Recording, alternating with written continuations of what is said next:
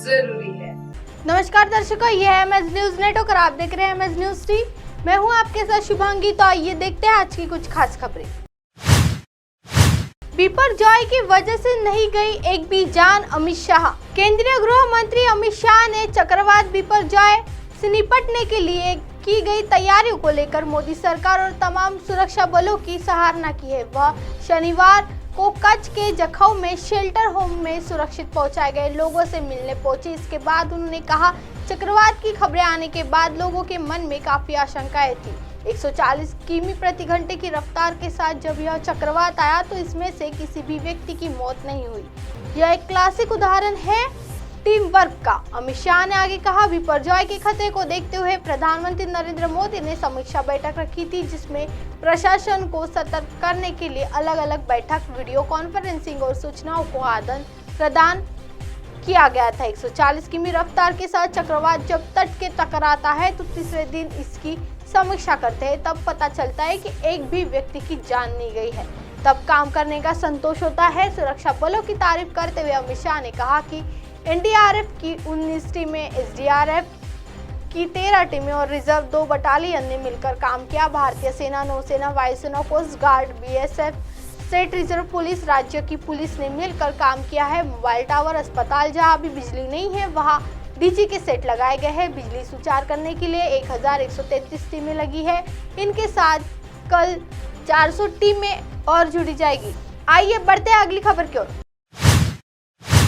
नेहरू संग्रहालय का नाम बदलने पर हरदीप पुरी का विपक्ष पर पलटवार। केंद्र सरकार ने दिल्ली के 3 मूर्ति भवन परिसर में मौजूद नेहरू स्मारक संग्रहालय और पुस्तकालय सोसाइटी का नाम बदलकर प्रधानमंत्री संग्रहालय एवं पुस्तकालय सोसाइटी कर दिया है। इसे लेकर अब विपक्ष पूरी तरह से मोदी सरकार पर हमलावर है। दोनों दलों के बीच एक बार फिर जुबानी जंग तेज हो गई है। ऐसे में अब केंद्रीय मंत्री हरदीप पुरी ने विपक्ष की तरफ से की गई आलोचना पर पलटवार किया है। नेहरू संग्रहालय और पुस्तकालय का नाम बदलने पर केंद्रीय मंत्री हरदीप पुरी ने कहा, 1997 के बाद कितने प्रधानमंत्री आए हैं। पंडित जवाहरलाल नेहरू का योगदान है, लेकिन उसके बाद लाल बहादुर शास्त्री, इंदिरा गांधी, नरसिम्हा राव जी, मनमोहन सिंह का भी योगदान रहा। तो सिर्फ एक प्रधानमंत्री का नाम ही क्यों। मैं विपक्ष के बयान पर क्या कहूँ, वे गैर जिम्मेदार न बयान देते हैं। कांग्रेस ने क्या कुछ कहा। कांग्रेस के राष्ट्रीय अध्यक्ष मल्लिकार्जुन खड़गे ने नेहरू स्मारक संग्रहालय का नाम बदलने जाने पर कहा, जिनका कोई इतिहास नहीं है वो दूसरों के इतिहास को मिटाने चल रहे हैं। नेहरू मेमोरियल म्यूजियम और लाइब्रेरी का नाम बदलने की कुश्तीगत प्रयास है। आधुनिक भारत के शिल्पकार और लोकतंत्र के निभारक प्रहरी पंडित जवाहरलाल नेहरू जी की शख्सियत को कम नहीं किया जा सकता है। इससे केवल बीजेपी आरएसएस की ओझी मानसिकता और तानाशाही रवैये का परिचय मिलता है। आइए बढ़ते हैं अगली खबर की ओर। चार्जशीट के सवाल पर चुप रहे ब्रजभूषण शरण सिंह। भारतीय कुश्ती महासंघ के प्रमुख भाजपा सांसद ब्रजभूषण शरण सिंह ने प्रधानमंत्री नरेंद्र मोदी की मजबूत पैरवी की है। उन्होंने शनिवार को कहा कि 2024 के लोकसभा चुनाव में पीएम मोदी और उनकी सत्ता में वापसी होगी। दिल्ली पुलिस की ओर से चार्जशीट दायर करने के बाद ब्रजभूषण पहली बार मीडिया से बातचीत कर रहे थे। सिंह ने यूपी के गोंडा में कहा कि मोदी लहर का भी देश में बोलबाला है। उन्होंने कहा कि भाजपा अगले साल पीएम मोदी के नेतृत्व में केंद्र में सरकार बनाएगी। भाजपा सांसद ने इससे पहले कहा था कि वह अगला लोकसभा चुनाव लड़ेंगे। उन्होंने कहा कि उनकी पार्टी राज्य की सभी 80 लोकसभा सीटों पर जीत हासिल करेंगी।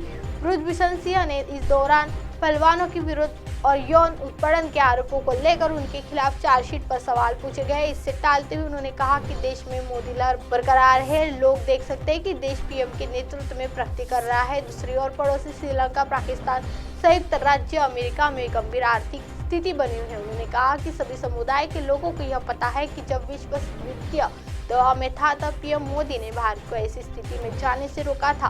केंद्र में एनडीए सरकार के खिलाफ सभी विपक्षी ताकतों को एक महागठबंधन दिलाने के प्रयासों पर भी भाजपा सांसद ने जवाब दिया।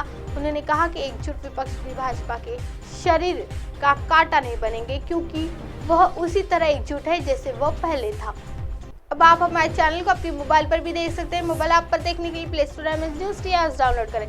इंस्टा, ट्विटर, हाईकोक, फेसबुक और कई सोशल मीडिया के प्लेटफॉर्म पर हमारा चैनल उपलब्ध है। आप इसे यूट्यूब पर भी देख सकते हैं। आप हमारे चैनल को लाइव भी देख सकते हैं www.msnewstea.com पर। फिलहाल वक्त चले दर्शकों ब्रेक का। ब्रेक से लौटने के बाद देखिएगा देश और दुनिया की तमाम खबरें। बनी रही एमएस न्यूज टी पर। नमस्कार।